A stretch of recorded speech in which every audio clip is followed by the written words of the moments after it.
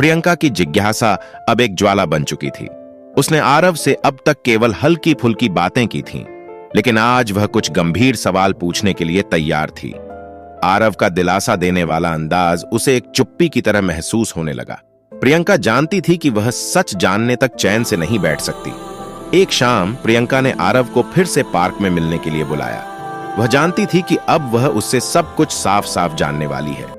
जब आरव पार्क में आया तो प्रियंका ने सीधे सवाल किया, आरव, क्या तुम मुझसे सच नहीं कह रहे हो? तुम किससे डरते हो? आरव कुछ पल चुप रहा और फिर उसकी आंखों में एक अजीब सी शांति छा गई। वह प्रियंका की आंखों में झांकते हुए बोला, प्रियंका, तुम सच जानना चाहती हो तो मैं तुम्हें सब कुछ बताने को तैयार हूं, लेकिन क्या तुम मेरी बातों को समझ पाओगी? प्रियंका ने बिना हिचकिचाए कहा, मुझे कुछ भी छुपाने की जरूरत नहीं है, मैं तुम्हारी सच्चाई जानना चाहती हूं। आरव ने गहरी सांस ली और कहा, ठीक है, मैं तुम्हें बताता हूं। जब मैं दिल्ली में था तो मेरी एक बहुत करीबी दोस्त थी। हम दोनों एक दूसरे के बहुत अच्छे दोस्त थे, लेकिन हमारी दोस्ती किसी और से बढ़कर थी। कुछ वक्त बाद वह लड़की मुझे प्यार करने लगी, लेकिन मैं उस रिश्ते में नहीं था। मैं अपनी पढ़ाई में ही खोया हुआ था। फिर एक दिन उस लड़की ने मुझसे कहा कि वह मेरी जिंदगी में किसी खास इंसान की तलाश कर रही थी। प्रियंका ने ध्यान से सुना। तो फिर क्या हुआ? आरव ने आगे बताया, उस लड़की का नाम सिया था। वह मेरी जिंदगी में आई और सब कुछ बदल दिया। मैं उसे बहुत चाहता था, लेकिन एक दिन अचानक वह मुझे छोड़कर चली गई। मुझे बहुत गहरा झटका लगा और अब मैं डरता हूं कि अगर मैं किसी और से जुड़ा तो फिर वही दर्द मुझे मिलेगा। प्रियंका को अब समझ में आया कि आरव क्यों इतना दूर था। वह सचमुच डर से भर गया था। लेकिन आरव, तुम तो बहुत अच्छे इंसान हो, क्यों नहीं तुम अपने डर से बाहर निकलते? प्रियंका ने कहा। आरव ने दुख भरी आंखों से प्रियंका की ओर देखा और कहा, तुम शायद मेरी बातों को पूरी तरह से नहीं समझ पाई प्रियंका। सिया के जाने के बाद मेरी पूरी दुनिया अंधेरे में चली गई थी। अब मैं किसी को दिल से अपनाने से डरता हूं। प्रियंका ने धीरे से उसकी कंधे पर हाथ रखा और बोली, तुम्हारी सच्चाई तो अब मुझे समझ में आ गई है, लेकिन क्या तुमने कभी सोचा है कि प्यार में सिर्फ डर नहीं, उम्मीद भी होनी चाहिए?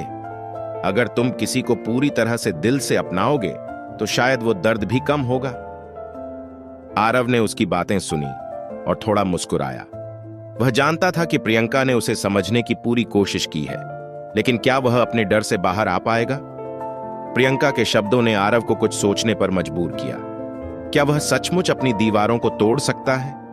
क्या वह प्रियंका के सामने अपने दिल को फिर से खोल सकता है? कुछ दिनों बाद प्रियंका और आरव ने एक दूसरे से बात करना कम कर दिया।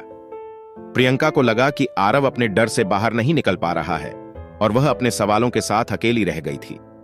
लेकिन एक दिन आरव ने उसे फोन किया। प्रियंका, क्या तुम मुझसे मिलोगी? आरव ने कहा। प्रियंका ने थोड़ा सोचा और फिर कहा, कहां? आरव ने कहा, वहीं जहां हम पहली बार मिले थे। प्रियंका ने समय लिया और फिर तय किया कि वह वहां जाएगी।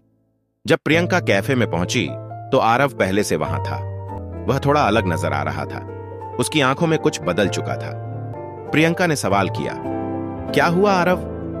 आरव ने उसकी आंखों में देखा और कहा, प्रियंका, मुझे लगा कि मेरे डर ने मुझे बांध रखा है, लेकिन आज मैं तुमसे एक बात कहने आया हूं। मैं तुमसे सच्चा प्यार करता हूं। प्रियंका के चेहरे पर मुस्कान आ गई। क्या अब आरव अपनी सच्चाई को अपने दिल से अपनाएगा? और क्या यह प्यार सच में दोनों के दिलों में अपनी जगह बना पाएगा? लेकिन कहानी यहीं खत्म नहीं हुई। क्या आरव का यह कदम दोनों की जिंदगी में एक नई शुरुआत लाएगा या फिर कोई नया रहस्य सामने आएगा? अगले भाग में जानिए प्रियंका और आरव के रिश्ते का अगला कदम और एक और रहस्य जो सामने आएगा।